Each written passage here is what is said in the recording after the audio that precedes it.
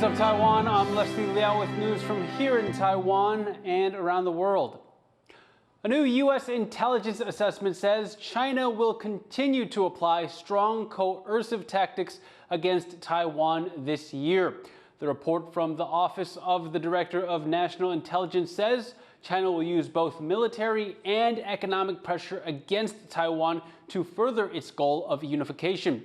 The annual assessment was released ahead of a Senate intelligence hearing on Tuesday.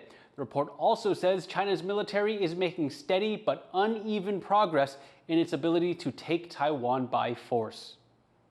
To learn more about how the U.S. views China's plans for Taiwan, our reporter Adil Brar spoke to Bing Chen from National Zhengzhi University in Taipei. U.S. intelligence is reporting China might put pressure on Taiwan in 2025 to push for unification. What kind of pressure do you think China might use? I do not think that China would use any new technique. China has been consistently impose diplomatic and economic pressure on Taiwan. But one thing I do think that will not happen is that I do not think China will use economic sanctions more often this year, because China has tried and didn't work as it expected. So I do not think China will expand economic sanctions on Taiwan's products to mainland China. I think it's mostly the show of force against Taiwan to intimidate Taiwanese people. So if China doesn't use sanctions, what other kind of tactics might China use to put pressure on Taiwan? I think China has tried many economic coercion against Taiwan. And so far, they are not so effective as China expected. So I do not think China would rely on those tactics anymore. I do think that China would try to use its own economic power to attract ordinary Taiwanese, to show that Taiwan, a unification with China will have a better economic prosperity in the future for Taiwanese people.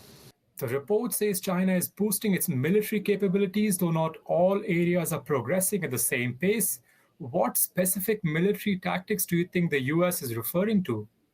We have heard about this a few years ago, that China is building large, long barges that can be one of the equipment that is necessary to invade Taiwan, because there are many rivers in Taiwan from the east to the west, and to cross those rivers, those are important transportation points. So during war, those bridges can be sabotaged. So you need to build temporary bridges, and those barges are for those purposes. So I think China is definitely trying to be prepared. That was Bing Chen from National Zhengzhi University in Taipei. China's foreign ministry has responded to the U.S. intelligence report, urging Washington to stop supporting, quote, Taiwan independence separatist activities. A Taiwan-based publisher has been sentenced to 3 years in prison in China for, quote, inciting secession. China's Taiwan Affairs Office says Liao, known by his pen name Fu Ca, was convicted in February for selling books critical of the Chinese Communist Party. The Chinese national has been detained for 2 years since traveling to China to cancel his household registration and apply for citizenship in Taiwan.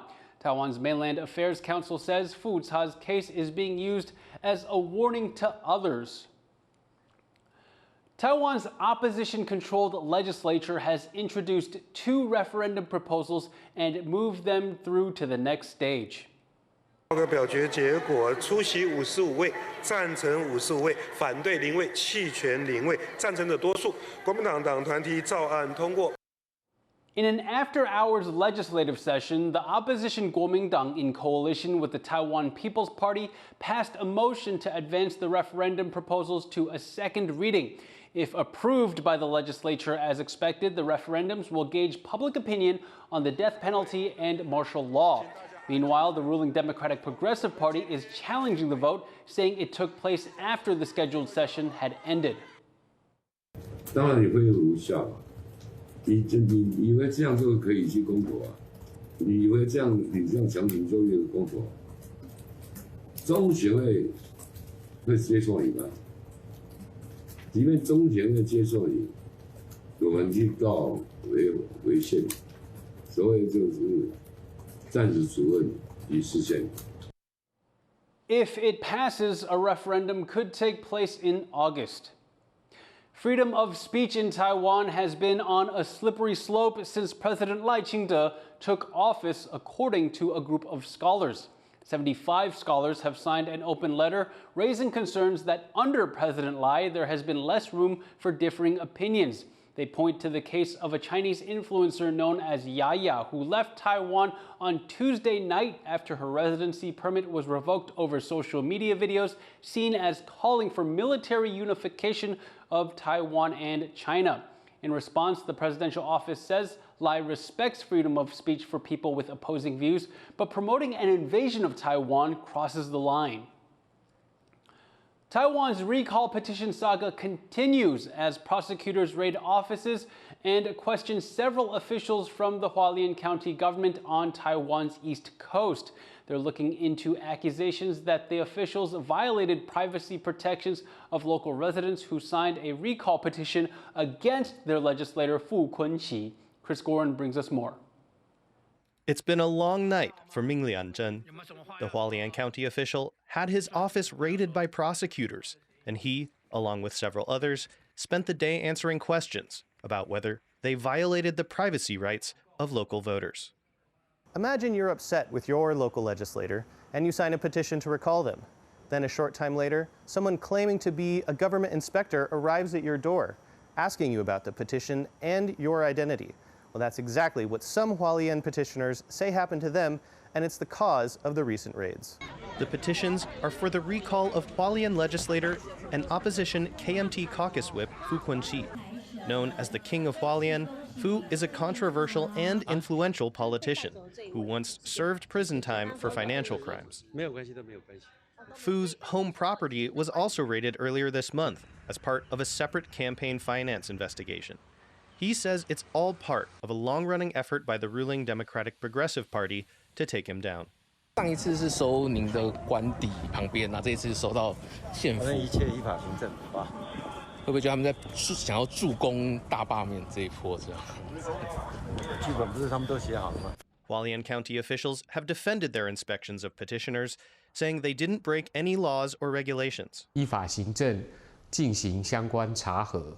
建议中央选委会能够开设专门的讲习与教育训练，明确指导受托机关查对范围，以提升作业标准与一致性。A spokesperson for the Fu Kunqi recall effort, however, has applauded the raid. 其实蛮多疑点跟一些状况需要做厘清啦，是不是有恶意查水表？我们相信今天检调搜索调查之后我相信很快会给花莲公民一个交代。The raids are just the latest in the growing controversy over recall drives across the country that have led to investigations, lawsuits, and political outrage on all sides.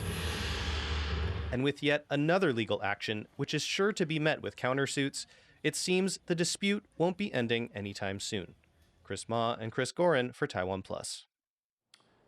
Thank you for watching What's Up Taiwan. You can visit the TaiwanPlus website or follow our social media for more stories from Taiwan and around the world. Finally, check out these 5 lions rescued from the war in Ukraine as they arrive in their forever home in the UK. I'm Liao. Take care and see you next time.